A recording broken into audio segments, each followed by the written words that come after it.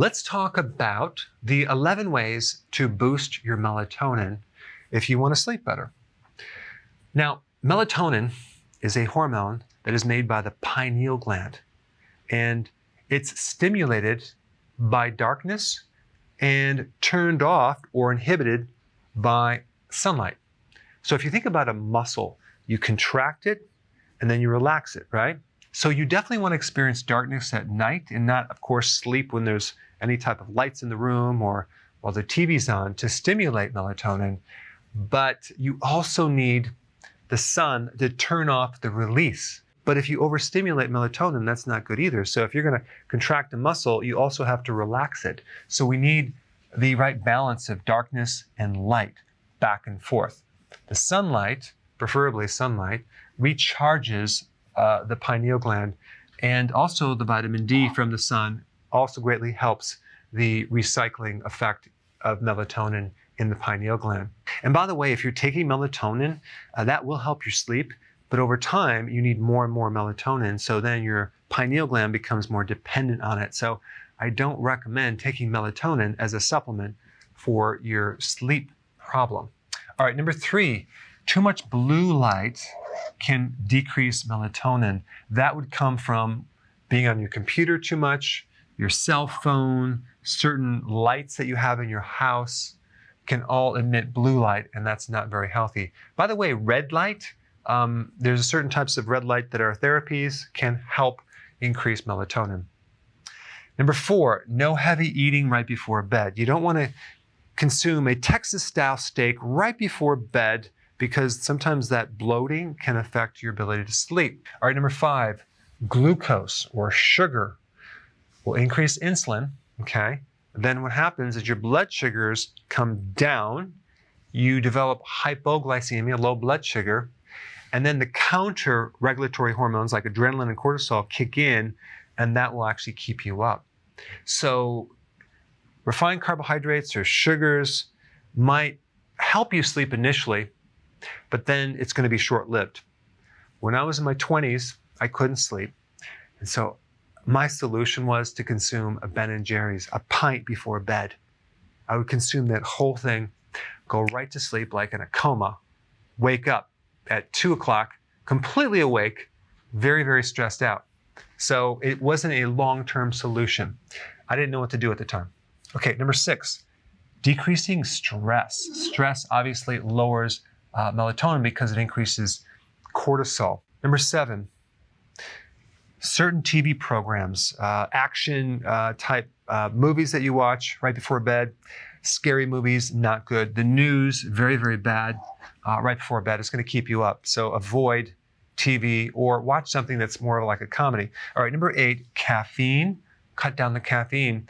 Even if you're consuming caffeine in the morning, you're doing like 2 or 3 large cups, that could affect your liver and also inhibit your melatonin at night. So I would recommend consuming 1 medium or a small cup if possible. All right, number 9, there's certain cofactors or nutrients that are involved in making melatonin. You need magnesium, leafy greens, vegetables, folate, vegetables, B3, B6, B12, zinc, and calcium are all needed to make melatonin.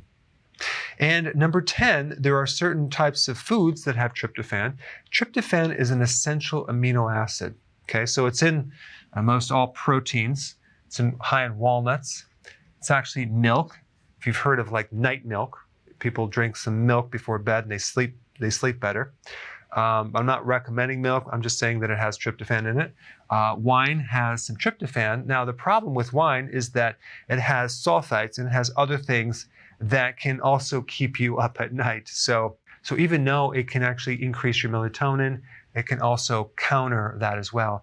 And then coffee can increase melatonin, but it has the caffeine to inhibit the melatonin. So I'm not recommending these to sleep.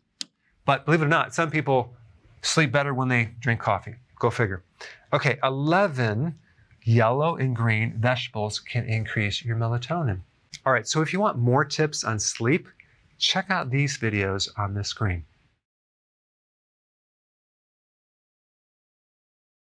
Hey, before you leave, I just wanted to give you a little quick history on some of the books that I wrote. This was one of the first books. It's called Dr. Berg Body Shapes. It was my attempt at writing about body types. What was very interesting about this book is I actually did all the images myself. Don't ask me why. They look actually not quite as professional as some of the images that I have in the new book. But anyway, this is my first attempt right here called Dr. Berg's Body Shape Diets. And then I wrote a book more extensive called The 7 Principles of Fat Burning. I don't even have a copy anymore, actually, because it's outdated. The next book, I put about 1,000 hours into this one right here called The New Body Type Guide. Major updates on the body types. I put a lot of energy into this. It has professional images, graphics, all sorts of things. Now, the problem with this book is it doesn't really describe what this is really about. Body types are only a small portion of what's in this book. And that's why I changed the name to the Healthy Keto Plan, okay? If you happen to have this book, you don't really need this book because there's only very, very minor updates. But if you don't have this, you need to get this one right here. This book goes into every single detail that you would ever want to know about. It goes into the 7 principles of fat burning. It goes into hormones, the body types, the basic keto plan. It goes into intermittent fasting. I talk about the 10 fat burning triggers and blockers and fat burning strategies with a lot of details in every single chapter. I go into body issues that interfere with losing weight. There's very few people that just have a weight problem. They have a lot of body issues, whether it's sleeping problems, stress problems, inflammation, menopause. I cover that extensively in this book. Then I talk about how to get rid of stress, and I show you a technique.